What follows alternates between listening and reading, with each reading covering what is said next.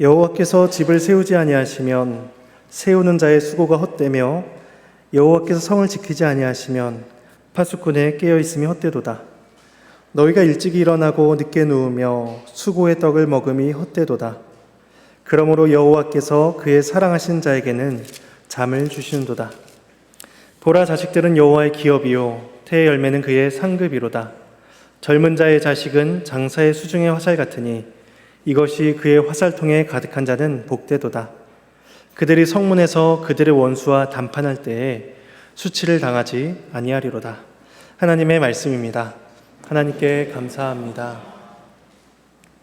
오늘 본문 앞에 시편인 시편 126편은 하나님의 큰일을 기억하며 울며 씨를 뿌리러 나가는 삶으로서 그 말씀이 맞춰지고 있습니다. 그래서 눈물을 흘리며 씨를 뿌리는 자는 기쁨으로 거둘 것이며 울며 씨를 뿌리러 나간 자는 반드시 곡식단을 가지고 온다 라는 것이 126편의 고백이었습니다. 그런데 울며 뿌리면 거두게 된다 라는 이런 말씀은 사실 세상 누구나 할 수 있는 말처럼 보여집니다. 열심히 노력해봐. 그러면 원하는 결과를 얻을 수 있을 거야. 울면서도 밖으로 나가 씨를 뿌릴 수 있는 근성이 있어야지. 네가 지금 그 결과를 얻은 건 네가 그만큼밖에 노력을 하지 않아서 그래 라는 식의 말들을 사람들은 이야기합니다. 우리는 이 질문 앞에 정말 그런가? 라고 질문을 던져보게 됩니다. 물론 자연의 법칙 속에서 뿌리면 거두게 되는 일은 맞는 것 같지만 정작 우리의 삶을 돌아보면 뿌린 대로 거두지 못할 수도 있다라는 경험을 우리는 너무나 많이 하게 됩니다. 수고하며 애쓰는데도 우리들의 삶의 형편은 전혀 나아지질 않습니다. 우리가 한 수고보다 훨씬 더 큰 위험과 어려움들이 계속해서 우리의 삶을 덮쳐오곤 합니다. 수고하나 열매를 맺지 못하는 삶, 울며 눈물을 흘려도 기쁨을 얻지 못한 삶이 결국 우리들의 삶이다라는 것입니다. 그러면 우리에게는 어떠한 소망이 있을까요? 우리는 어떻게 우리의 집을 세우며 우리들의 인생을 우리는 살아갈 수가 있을까요? 이런 질문 앞에서 오늘 본문인 시편 127편이 그 답을 주고 있습니다. 그 답은 하나님께서 해주셔야 된다는 것입니다. 오늘 본문은 두 부분으로 나눠볼 수가 있습니다. 1절과 2절은 헛된 인생에 대해서 말씀을 하고 있고 3절에서 마지막 5절은 복된 인생에 대해서 말씀을 하고 있습니다. 1절, 2절 말씀을 우리 한 목소리로 한번 읽어보도록 하겠습니다. 여호와께서 집을 세우지 아니하시면 세우는 자의 수고가 헛되며 여호와께서 성을 지키지 아니하시면 파수꾼의 깨어있음이 헛되도다. 너희가 일찍이 일어나고 늦게 누우며 수고의 떡을 먹음이 헛되도다. 그러므로 여호와께서 그의 사랑하신 자에게는 잠을 주시는도다. 1절에서 집과 성을 이야기합니다. 여기서 집과 성은 좀 중첩된 의미를 가지고 있습니다. 사람이 살아가는 공간을 이야기하기도 하고 또 가족 구성원, 집 안에 살아가는 가족 구성원을 의미하기도 합니다. 더 나아가서는 그 성 안에 살아가는 사람들, 그러니까 한 사회를 의미하기도 하고 나라를 가리킨다라고 표현할 수도 있습니다. 그리고 이 집은 더 나아가서 성전을 의미한다라고도 볼 수 있는데 이런 의미를 볼 때 이 집이라는 의미 속에 여러 가지 의미가 이렇게 중첩되어 있음을 보게 됩니다. 이러한 것을 생각해 볼 수 있는 게 오늘 시편의 표제가 솔로몬의 시다라고 표제가 쓰여져 있습니다. 솔로몬은 성전을 지으면서 누구보다도 하나님의 도우심이 필수적이다라는 사실을 인식한 사람이었습니다. 왜냐하면 솔로몬의 아버지인 다윗은 어느 날 하나님의 집, 아버지의 집을 짓고자 하는 소망을 갖게 됩니다. 그런데 하나님께서 선지자를 통해서 다윗에게 하시는 말씀이 네가 아니라 너의 자손을 통해서 나의 집을 건축하게 할 것이다 라는 그런 약속의 말씀을 주십니다. 이 내용이 사무엘하 7장에 나오는데 사무엘하 일부 말씀인 7장 12절과 13절 말씀을 화면에 띄워드리겠습니다. 이 화면에 보시면 이렇게 말씀합니다. 네 수완이 차서 내 조상들과 함께 누울 때에 내가 내 몸에서 날 내 씨를 내 뒤에 세워 그의 나라를 견고하게 하리라. 그는 내 이름을 위하여 집을 건축할 것이요 나는 그의 나라 왕위를 영원히 견고하게 하리라.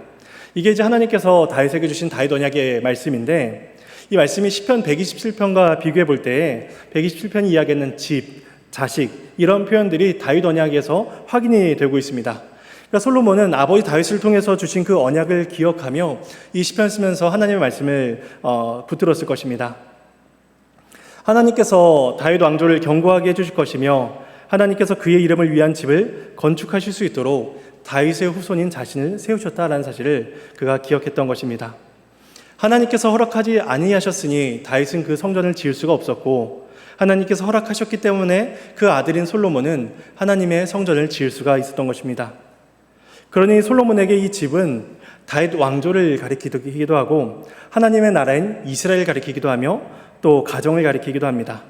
결국 이 하나님의 집, 여호와께서 지으신 이 집은 결국 우리가 살아가는 삶의 모든 순간순간들, 우리의 전생애를 의미한다라고 표현할 수가 있을 것입니다.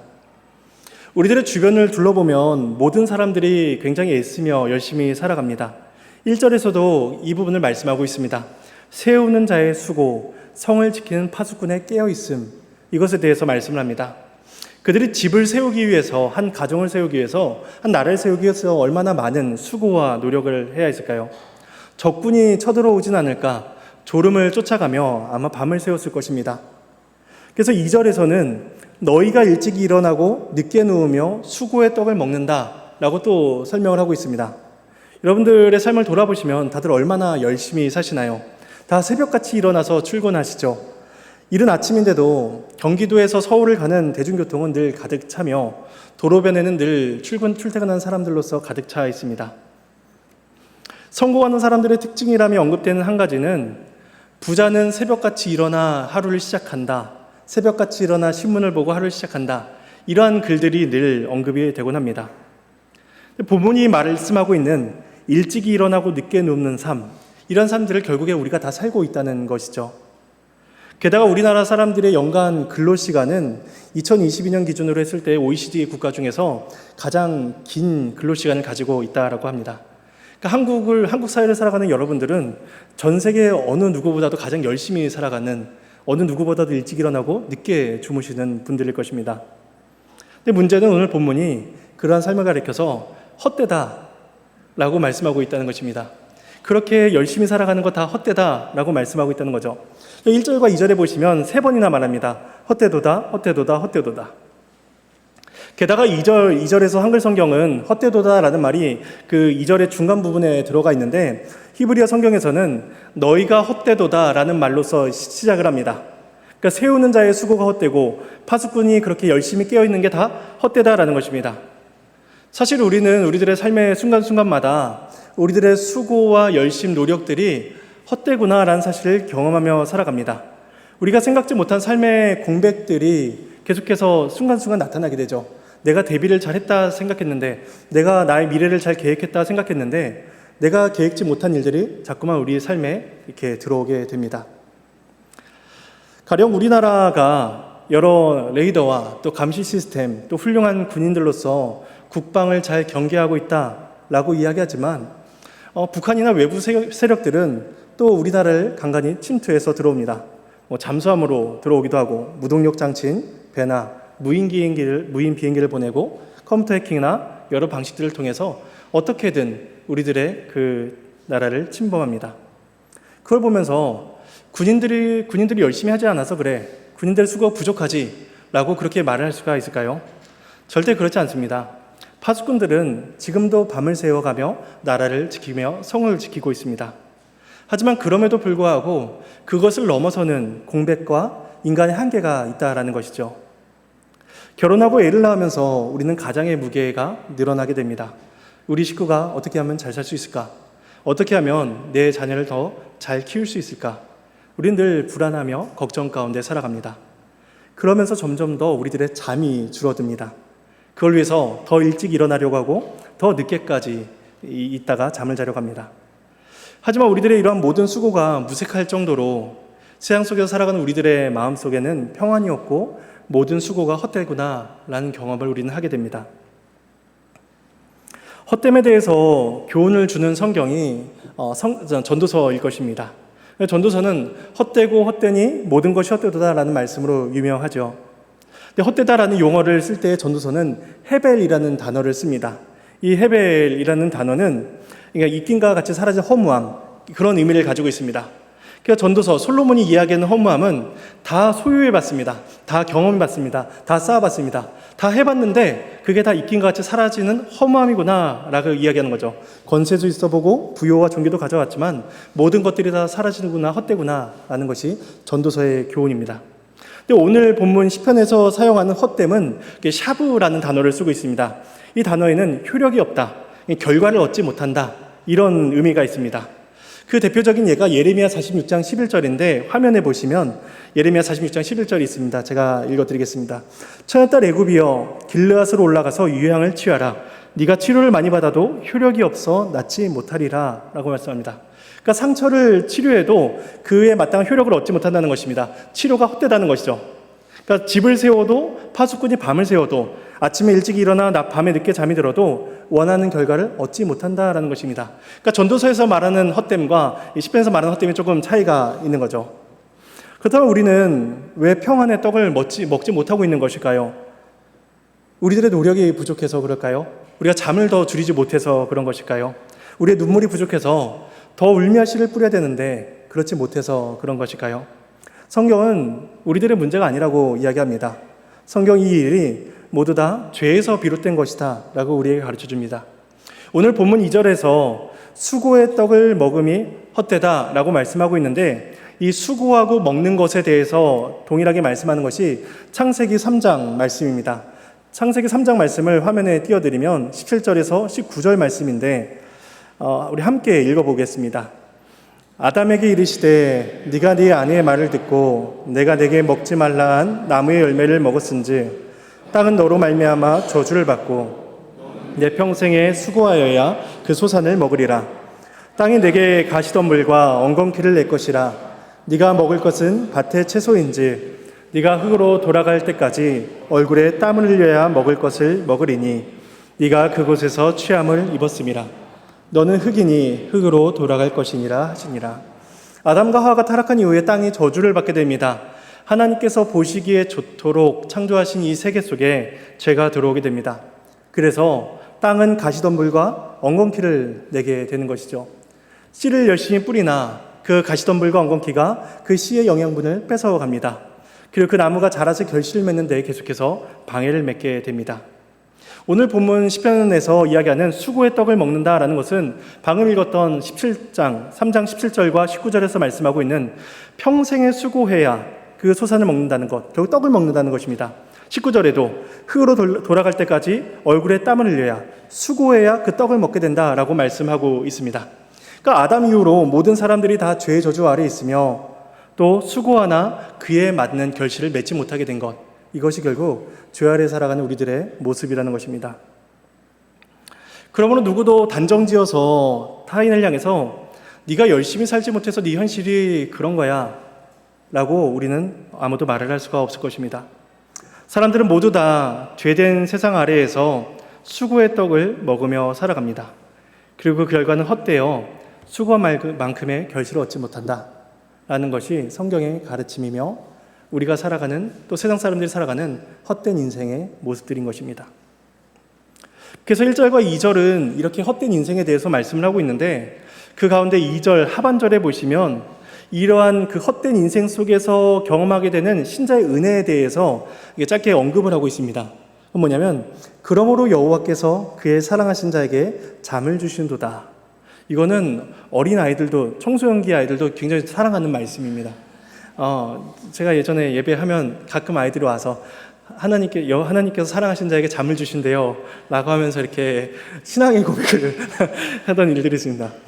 잠은 하나님께서 주시는 회복과 쉼의 시간들입니다. 근데 어떤 이유 때문에 이 사람들이 잠을 잘 수 없는 상황에 처하게 된 것이죠. 우리는 잠을 잘 수 없는 두 가지 이유를 생각해 볼 수가 있는데, 한 가지는 수고하느라 잠을 잘 시간이 부족하다라는 것입니다. 2절 상반절에서 보았듯이 아침에 일찍 일어나고 밤에 늦게 눕는 거죠.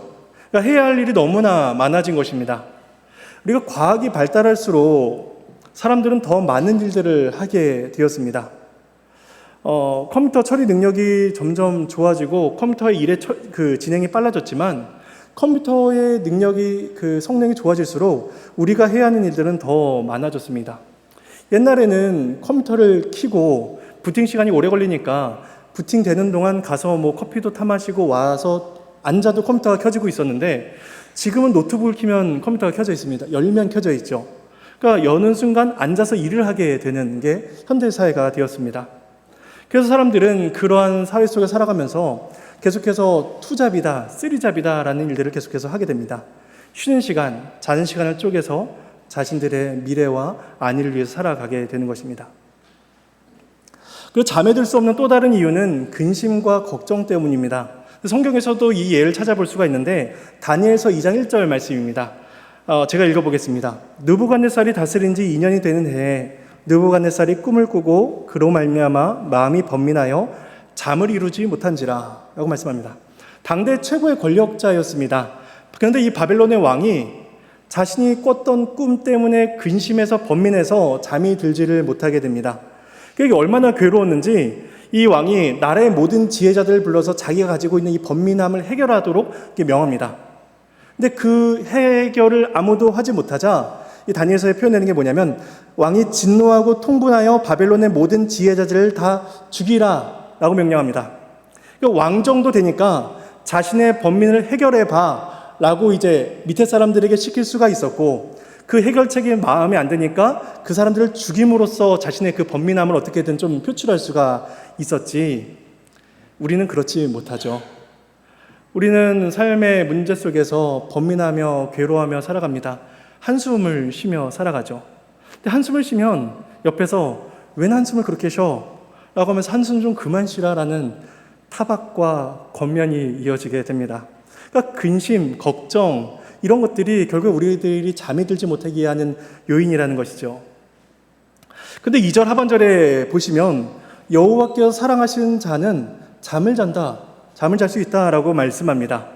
근데 중간에 그러므로라는 이 말씀의 접속사는 다른 걸로 이렇게 번역해서 읽어도 좋을 것입니다. 이 그러므로를 그러나 혹은 참으로, 대조적으로 이렇게 읽는다면 그 앞서 2절 상반절에 있는 일찍 자고 늦게 눕는 사람들과 그 대비를 볼 수가 있습니다. 일찍 자고 늦게 자는 사람들이 있지만 그러나 여호와께서 사랑하신 자는 잠을 주시는도다라고 말씀하고 있는 거죠. 이 말씀 또한 시편 3편에서 이 모습을 잘 보여주고 있습니다. 이 말씀은 시편 말씀 우리가 잠시 찾아보도록 하겠습니다. 시편 3편입니다.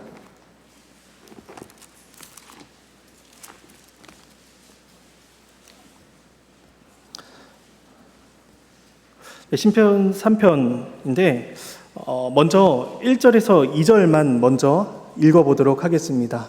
함께 읽겠습니다. 여호와여, 나의 대적이 어찌 그리 많은지요. 일어나 나를 치는 자가 많으니이다.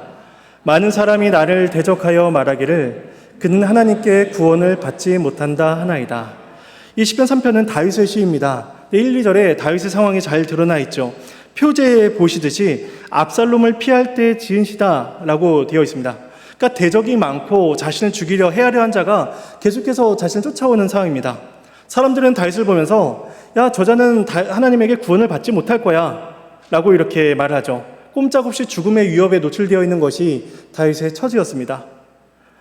근데 3절에 4절에 보면은 그러한 상황 가운데 다윗의 고백이 나옵니다. 우리 3절과 4절 말씀을 읽겠습니다. 여호와여, 주는 나의 방패시요 나의 영광이시요 나의 머리를 드신 자이시니이다. 내가 나의 목소리로 여호와께 부르짖으니 그의 성산에서 응답하시는도다. 이 다윗이 그 상황 속에서 하나님만이 나의 방패이시며 나의 도움이십니다, 나의 유수이십니다 라는 고백을 합니다. 그러니까 다윗은 그 사실, 하나님께 자신의 방패가 되신다라는 사실 하나만을 믿고 하나님께 기도할 수가 있었고 하나님을 붙들 수가 있었던 것입니다. 그리고 하나님은 그러한 다윗의 기도를 결코 외면치 아니하십니다. 누가 보더라도 다윗은 사면초가에 있는 사람이었고 누가 보더라도 다윗은 구원을 받지 못할 상황이었습니다. 근데 5절, 6절에 다른 이제 반전의 말씀이 주어집니다. 함께 5절과 6절 말씀은 봉독하겠습니다. 내가 누워 자고 깨었으니 여호와께서 나를 붙드심이로다. 천만인이 나를 에워싸 진친다 하여도 나는 두려워하지 아니하리이다. 다윗이 이야기하는 게 내가 눕고 잘 수 있다, 내가 깰 수 있다라고 이야기하는 것입니다. 그러니까 시편의 말씀대로 하자면 여호와께서 다윗을 사랑하시기 때문에 그 천만인이 자신을 에워싸는 상황 속에서도 두려워하지 않고 잠을 잘 수 있고 그 상황 가운데 하나님께서 인도해 주신다라고 말씀합니다. 방법은 하나입니다. 여호와께서 그 사람을 붙들어 주시기 때문입니다. 그래서 시편 127편에 여호와께서 사랑하신 자에게 잠을 주신도다 라는 이러한 고백은 하나님께서 나를 붙들어 주신다 라는 이런 고백을 할 수 있는 사람만이 할 수 있는 신앙의 고백인 것이죠. 내 실력은 한계가 있습니다. 근심과 많은 걱정을 해도 안 되는 건 안 되는 것입니다. 죄 아래 살아가는 우리들의 모습은 늘 한계와 어려움 가운데 봉착하곤 합니다.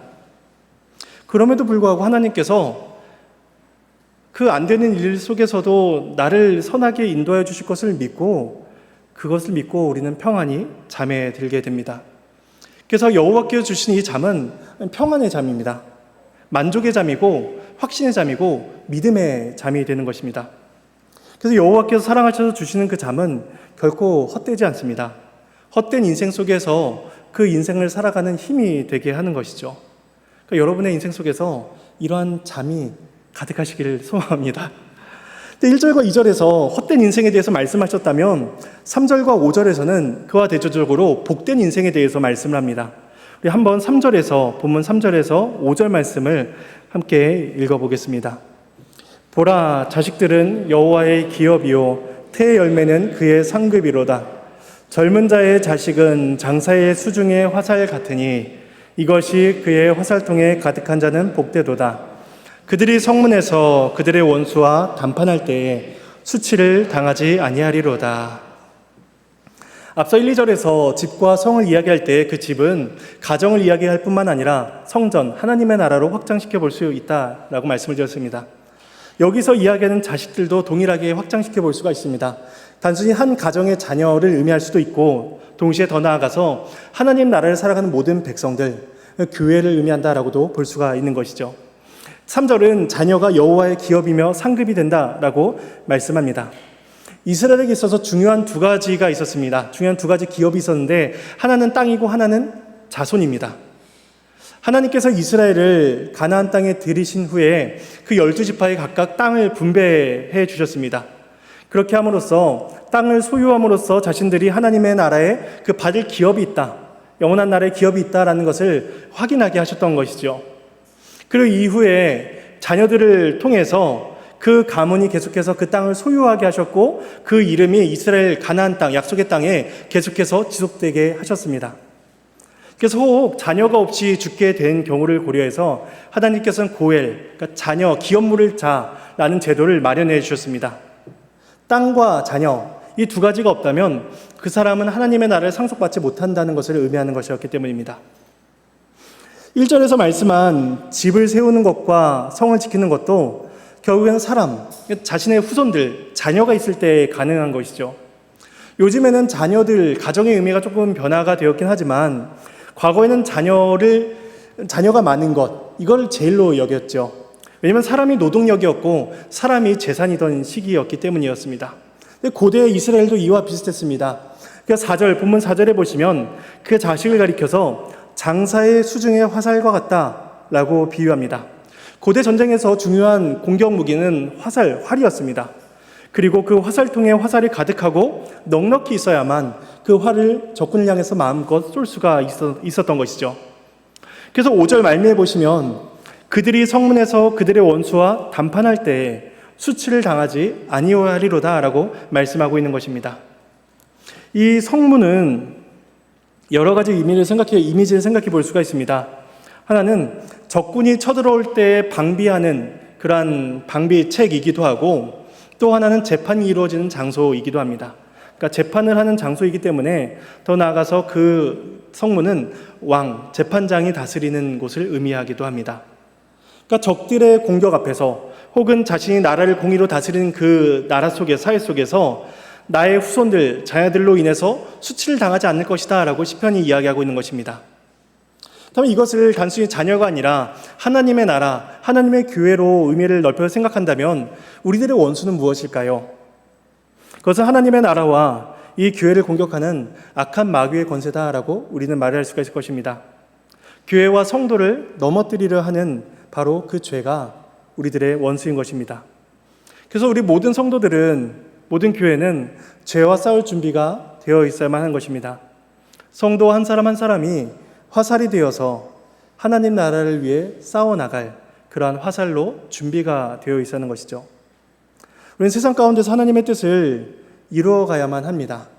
그러기 위해서는 그 화살통에 화살이 많이 준비되어야만 합니다. 이것은 단순히 우리 안에 성도가 많아야 된다, 교세가 커야 된다, 이것을 의미하는 것이 아닙니다. 하나님의 집을 구성하는 그 사람 하나하나가 잘 준비되어 있어야 한다는 것이죠. 최근에 한 아파트에서 이렇게 품질을 속인 중국산 유리가 설치되었다라고 하는 뉴스가 나왔습니다.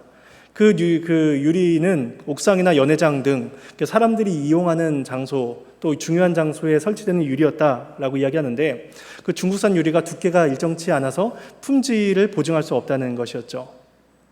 그런 유리들은 보기에는 멀쩡해 보입니다. 일반 정식 검사를 받은 유리와 별로 다를 바가 없어 보입니다. 하지만 중요한 순간에 그 유리는 깨지고 말 것입니다.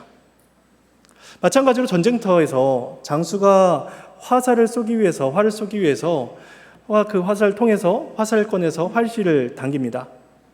근데 이 화살이, 그 나무가 너무나 약해서 화살이 부러져 버린다면 그 화살은 있으나 마나한 화살인 것이죠. 화살을 쐈는데 그 화살의 촉이 너무 무뎌져 있다면 날아가서 적군의 몸을 맞출지 몰라도 그 몸을 뚫지는 못할 것입니다. 중국산 화살, 가짜 화살인 것이죠. 솔로몬은 이 사실을 너무 잘한 사람이었습니다. 앞서 말씀드렸다시피 솔로몬은 다윗 언약을 통해서 하나님의 약속을 받았던 사람인 거죠. 다윗의 왕위를 경고케 하신다라는 약속을 다윗과 솔로몬이 받았습니다. 그러기 위해서는 솔로몬뿐만 아니라 그 다윗 왕조가 계속해서 훌륭한 자손들을 낳아야만 했습니다. 근데 생각해 보시면 다윗의 아들들이 얼마나 많았나요? 근데 그 다윗의 아들들을 보면은 장사의 수중에 든 그 견고한 화살과 같지 못했습니다. 다 부러지는 화살에 불과했던 것이죠. 아들 중에 하나는 이복누이를 겁탈합니다. 형제가 형제를 죽이고요, 아버지를 죽이기 위해서 그렇게 쫓아다닙니다. 그러니까 다윗이 왕이 되는 과정과 그 아들들의 이야기를 쭉 보면은 다윗이 한 수고도 헛되구나라는 사실을 좀 생각하게 됩니다. 그럼에도 불구하고 이 다윗의 수고가 헛되지 않은 것은 하나님께서 그의 집을 세우셨고 하나님께서 그의 성을 지켜주셨기 때문입니다. 이 시를 쓰고 있는 솔로몬이 그 증인이었던 것이죠. 솔로몬은 하나님께서 도와주셔야 되는구나. 나의 형제들이 저렇게 별 볼 일 없고 정말 아무것도 아닌 자들이었는데 하나님께서 붙들어 주시기 때문에 이 성이 세워지는구나, 이 나라가 세워지는구나를 고백할 수가 있었던 것이죠. 얼마나 훌륭한 자녀를 낳는다면, 얼마나 많은 자녀를 낳는다면 우리가 마음의 든든함을 얻을 수 있을까요? 10명의 자식을 낳는다는 것은 10명의 든든함을 얻는 것이기도 하지만 동시에 10번의 불안과 염려를 낳는 것이기도 합니다. 이 자녀가 똑바로 건실하게 경건하게 자랄 수 있다라는 확신을 누구도 하지 못합니다. 따라서 우리는 이 장사의 수중에 든 화살, 그 자녀들에게서 어떠한 소망도 가질 수가 없습니다. 유일한 소망은 바로 하나님으로부터 주어진다는 것입니다. 하나님께서 이 사실을 아브라함을 통해서 확인시켜 주십니다. 창세기 15장 1절 말씀을 보시면 이렇게 말씀합니다. 이후에 여호와의 말씀이 환상 중에 아브라함에게 임하여 이르시되 아브라함아 두려워하지 말라. 나는 내 방패요 너의 지극히 큰 상급이니라. 이렇게 말씀을 합니다. 시편에서 이야기하는 그 상급, 그것이 하나님께서 아브라함에게 내가 너의 상급이 되어줄게, 그러니까 자녀의 상급을 말씀하셨지만 하나님이 이미 오래전에 아브라함을 통해서 내가 너의 상급이 되어준다라고 말씀을 주신 것입니다. 우리 오전에 창세기 강의를 통해서 아브라함, 이삭, 야곱의 이야기를 오래도록 들어왔습니다. 그들의 모습은 믿음의 조상들이다라고 하기보다는 너무나 연약한 사람들의 모습입니다. 하나님께서 그들을 붙들어 주시지 않으면 아브라함, 이삭, 야곱 결코 그만한 인생을 살 수 없는 죄된 인생이었던 것입니다. 그런데 하나님께서 그러한 자들에게 하나님 자신의 상급으로 내어주신다, 내가 너 것이야 라고 말씀을 해주신다는 거죠. 그래서 내가 너의 상급이다 라고 말씀하시며 하나님만을 소망으로 붙들고 살아가게 하십니다. 오늘 본문에서 말씀하는 자식, 태의 열매가 상급이 될 수 있고 또 기업이 될 수 있었던 것도 결국에는 그들 자녀들 너머에 계신 하나님께서 그들의 상급이 되어주시기 때문입니다. 그리고 우리는 이 모든 일들이 예수 그리스도 안에서 확인되고 있습니다. 그리스도께서 우리를 위해서 죽으시고 부활하심으로써 우리는 다 그분의 소유가 된 것입니다. 그리고 우리 또한 예수 그리스도를 소유한 자들, 예수 그리스도를 상급으로 받은 자들이 됩니다. 하나님께서 아브라함에게 말씀하셨던 그 약속을 지금 우리는 예수 그리스도 안에서 다 경험하면서 살아가고 있는 자들인 것입니다. 그러면 믿음의 가정, 믿음의 교회, 하나님의 나라는 오로지 예수 그리스도 안에서 하나님을 의지하며 살아가는 자들에게만 주어지는 복된 나라인 것입니다. 그 127편을 문자적으로 받아들여서 무조건 자식이 많으면 복된 것이고 자식이 없으면 불행한 것이다 라고 우리는 말을 할 수가 없는 것이죠. 하나님께서 세우시고 하나님께서 지키시며 하나님께서 상급이 되어 주셔야만 우리 127편의 고백을 할 수 있게 되는 것입니다. 성경은 이런 인생이 복된 인생이다 라고 말씀을 합니다. 앞서 2절에서 그 원어의 시작이 헛되도다 라는 말로 시작을 한다 라고 말씀을 드렸는데 오늘 보면 5절의 원어는 복되도다 라는 말로 또 시작을 합니다. 그러니까 2절에서 헛되도다 너희는 말씀을 하고 5절의 원어는 복되도다 가득한 자는 이라고 말씀을 합니다. 그러니까 결국 2절과 5절은 그 헛된 인생과 복된 인생에 대한 대조를 우리에게 보여줍니다. 모두가 다 똑같이 수고하며 열심히 살아가고 있는데 그 가운데 헛된 인생이 있고 그 가운데 복된 인생이 있다라는 것이죠. 여기 계신 모든 분들은 다 복된 인생을 살아가고 있는 분들입니다. 인생이 내 힘으로 살아갈 수 없다라는 사실을 고백하며 우리 하나님께 우리들의 믿음을 올려드리고 있기 때문입니다. 우리 열심히 수고하고 애써야 할 것입니다. 하지만 그 수고와 열심 가운데 주께서 주시는 평안이 있기를 간절히 소망합니다. 주께서 우리의 집을 세우실 것입니다. 주께서 우리의 교회를 세우시고 주께서 우리의 하나님 나라를 세우실 것입니다. 그리하여 그 복된 인생을 살아가시는 저와 여러분 되기를 간절히 소망합니다.